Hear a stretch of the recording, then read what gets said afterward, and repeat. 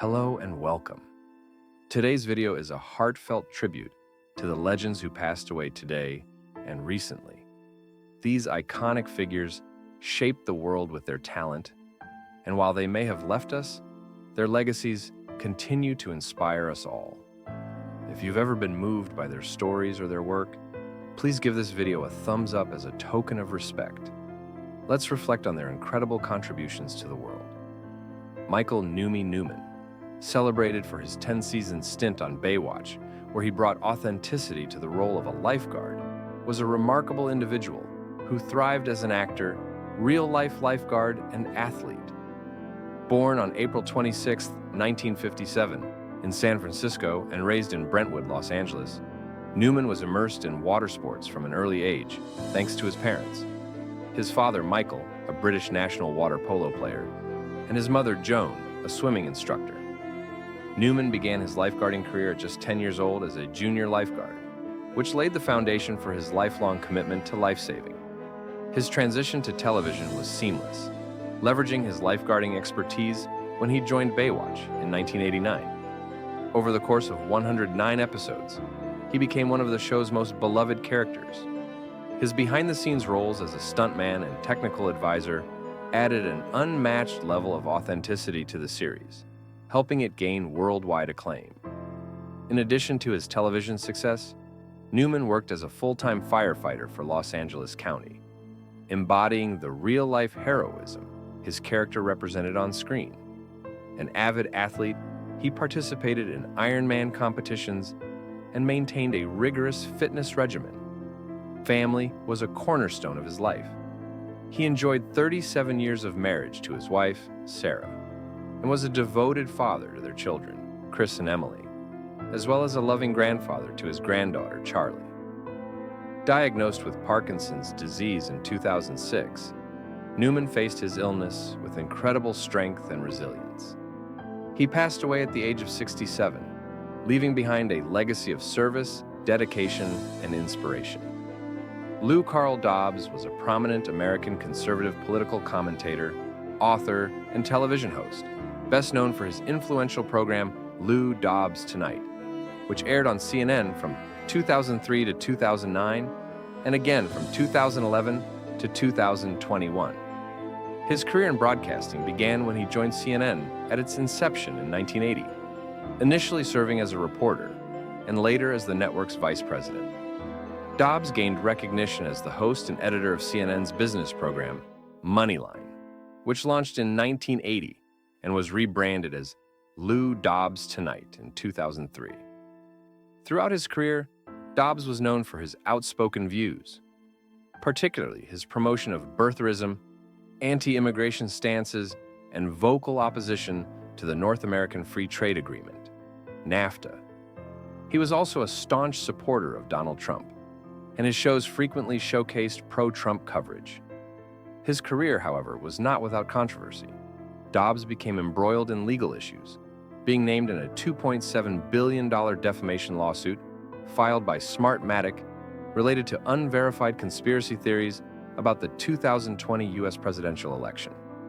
Additionally, he was involved in Dominion Voting Systems' defamation lawsuit against Fox News, which settled for a staggering $787.5 million. Born in 1945, Dobbs began his professional journey in federal anti-poverty programs before transitioning to journalism.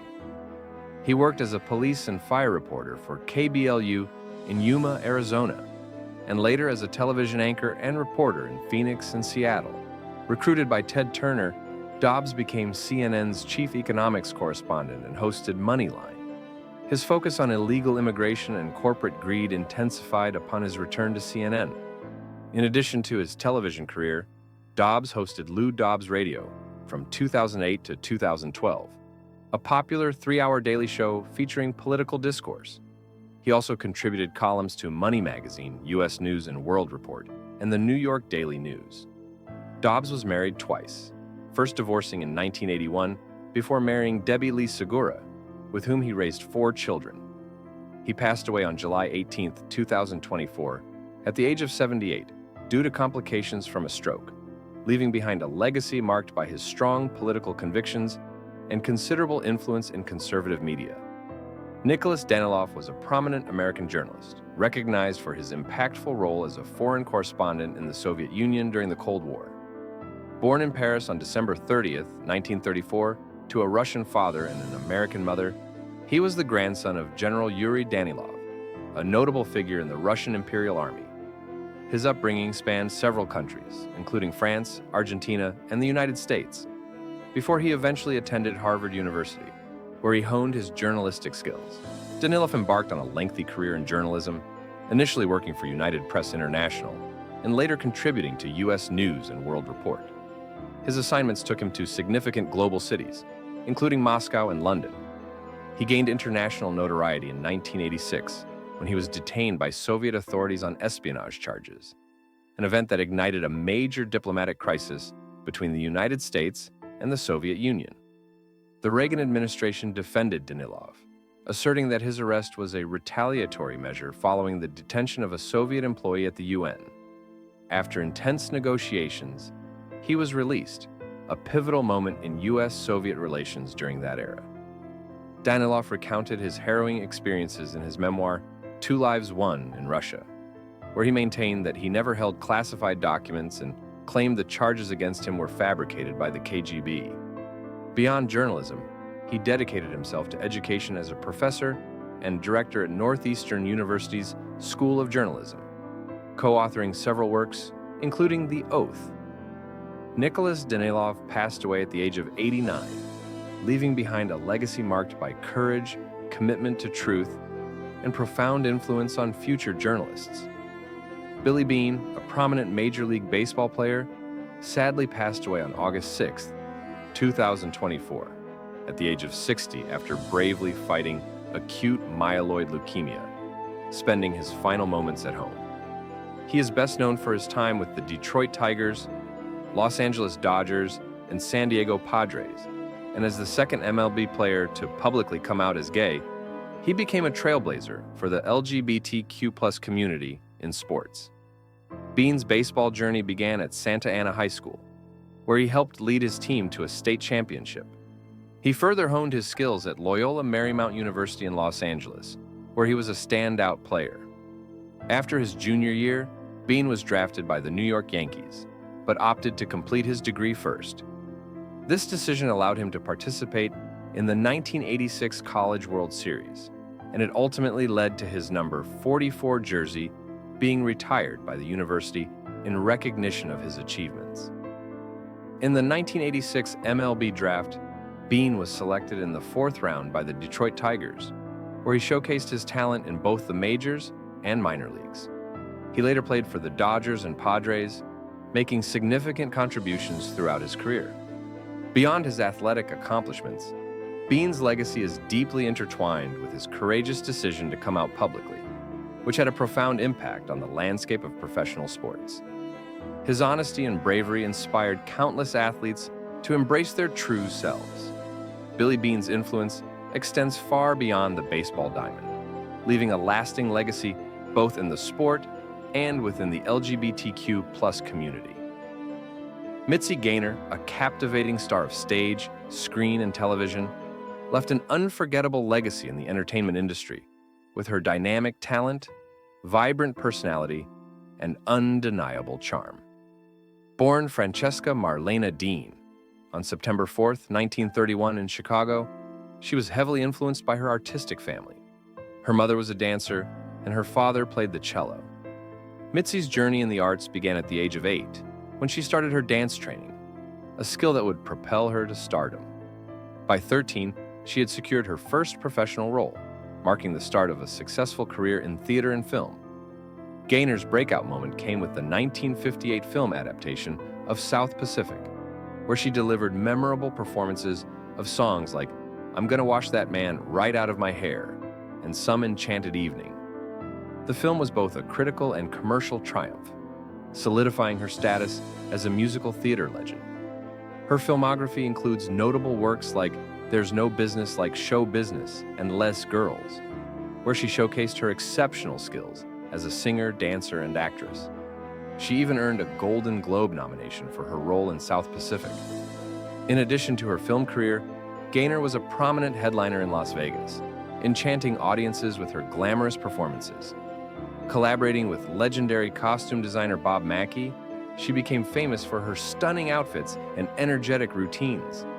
Her television specials in the 1960s and 1970s, such as Ms., a tribute to the American housewife, and Mitzi, What's Hot, What's Not, became annual events, further cementing her status as a beloved entertainer. Married to her manager, Jack Bean, from 1954 until his passing in 2006, Gaynor continued to perform throughout her life.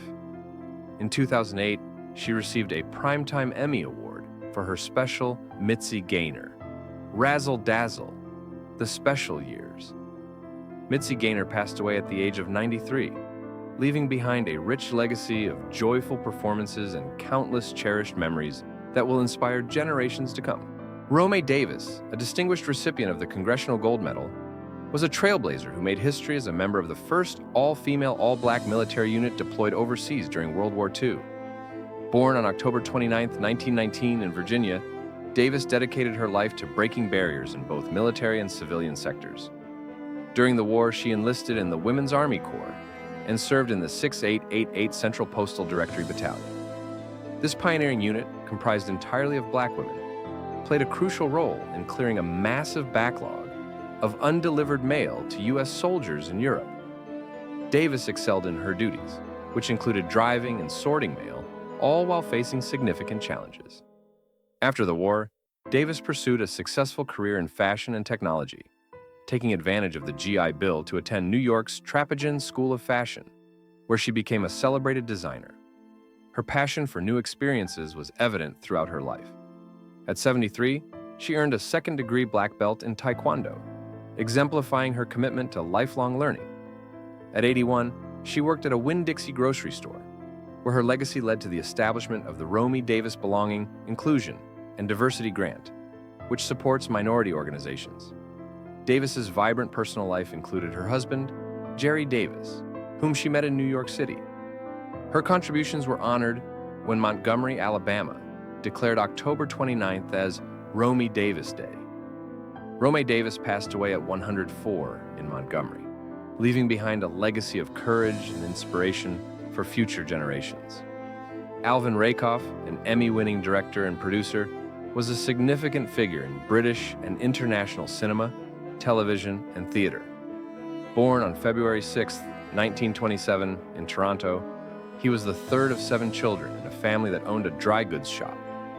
Initially pursuing a degree in psychology at the University of Toronto, Rakoff began his career as a reporter. However, his passion for storytelling ultimately led him to the entertainment industry. Inspired by a Broadway performance of A Streetcar Named Desire, Rakoff made the leap into television, writing for the Canadian Broadcasting Corporation. In 1952, he relocated to the UK, where he sold his first script to the BBC and soon became the youngest director in the BBC drama department. His breakthrough came when he directed Sean Connery in Requiem for a Heavyweight, a role that would later help launch Connery into the iconic James Bond franchise. Over his prolific career, Rakoff directed more than 100 productions across film, television, and stage, collaborating with some of the most celebrated actors of the 20th century, including Laurence Olivier, Judi Dench, Alan Rickman, and Michael Caine. His work on A Voyage Round My Father with Olivier earned him a second Emmy Award, showcasing his remarkable versatility. Rakoff's deep commitment to nurturing talent and telling compelling stories left an indelible mark on the entertainment industry. He passed away at the age of 97, surrounded by family in London. He is survived by his wife Sally Hughes and 2 children, Sasha and John, leaving behind a lasting legacy celebrated by colleagues and fans alike.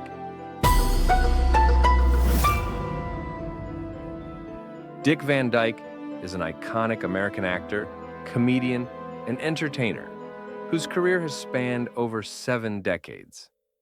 Born on December 13, 1925, in West Plains, Missouri, he was raised in Danville, Illinois. Van Dyke developed an early passion for performing, participating in school plays and local theater productions.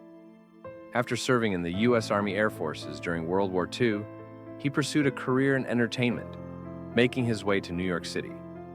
Van Dyke's breakthrough came in the 1950s with the Broadway production of Bye Bye Birdie, where he earned acclaim for his role as Albert Peterson.